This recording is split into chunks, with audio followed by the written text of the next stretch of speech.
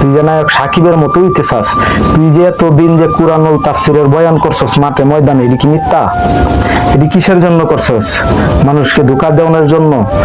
তোর লাগান আলেমের জন্য আজকে আলেম সমাজের দুর্নাম। তোর কারণে আরো 10টা আলেমের দুর্নাম হবে। ঠিক আছে, তুই তো আলেম না, তুই তো জালেম। তাহলে আপনি আমার সন্তান কার কাছে পাঠাবো মানুষ করার জন্য? যে আলেমের কাছে পাঠাই, সেই আলেমেই যদি মানুষ বানানো বাদ দিয়ে যদি সে নিজেই যদি ভুল পথে চলে যায়, তাহলে আপনি আর আমার সন্তানকে মানুষ কে বানাবে? কে দিনের পথে আনবে? কে ইসলাম কায়েম করবে? এই বিষয়টা আমার বুঝে আসে না।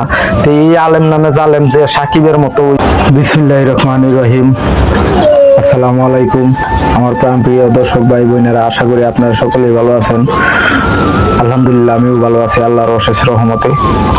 আমার জন্য দোয়া করবেন, আপনাদের জন্য দোয়া করি। আপনারা সকলে আমার ভিডিওটি ভালো লাগলে লাইক, কমেন্ট, শেয়ার করবেন, চ্যানেলটি সাবস্ক্রাইব করবেন, আমার পাশেই থাকবেন।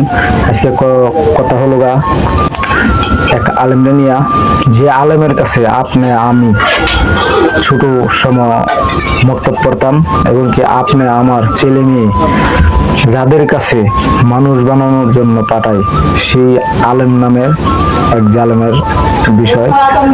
এই আলেম নামে জালেম এর বিষয় কি বলবো? এই আলেম নামের জালেম বলে 7 বছর না 8 বছর কুরআনুল তাফসিরের বয়ান করছে মাঠে ময়দানে, লক্ষ লক্ষ লোক হয়েছে এর বয়ানে, এর তাফসিলে।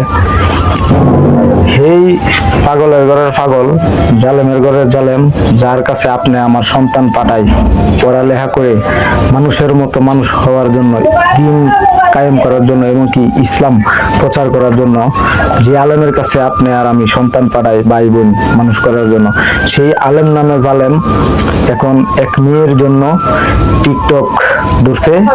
টিকটকের এক মেয়ের দেখে টিকটক করা ধরছে, এই মেয়ের প্রেমে পড়ছে। এখন যে আগে যে সুন্নত তরিকা চুল রাখতো, সেই চুল রাখা এখন বাদ দিছে, এখন স্টাইল করে চুল কাটে। তারপর উনি লাগায়, কালার করে, চুলের মধ্যে মডেলিং করে।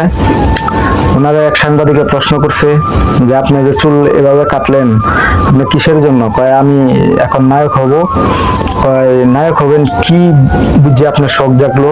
কয় আমার শখ জাগতে হইলো নায়ক শাকিব খানের একটা ছবি ঈদের মধ্যে মুক্তি পাইছে, রাজকুমার নাকি, আমি সেরকম হতে চাই। আমি যদি অন্য কোনো রাজকুমারের ছবি করতে পারি, সেই জন্য আমি নায়ক সাকিবের মতো হইতে চাই। এই তুই যে নায়ক সাকিবের মতো হইতে চাস, তুই যে এতদিন যে কুরআনুল তাফসিরের বয়ান করছস মাঠে ময়দানে, এটি কি মিথ্যা?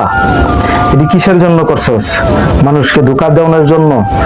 তোর লাগান আলেমের জন্য আজকে আলেম সমাজের দুর্নাম। তোর কারণে আরো 10টা আলেমের দুর্নাম হবে। ঠিক আছে, তুই তো আলেম না, তুই তো জালেম। তাহলে আপনি আমার সন্তান কার কাছে পাঠাবো মানুষ করার জন্য?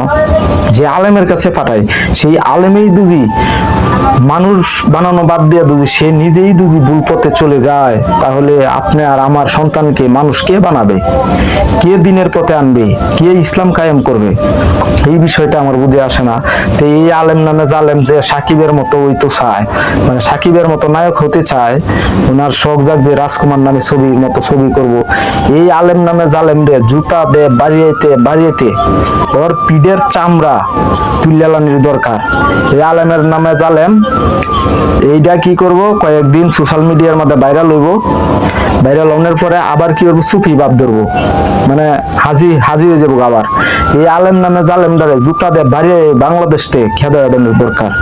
এর কোনো বাংলাদেশে আশ্রয় নেই, কারণ এত হলো মুনাফিক, এটা হলো মুনাফিকের লক্ষণ।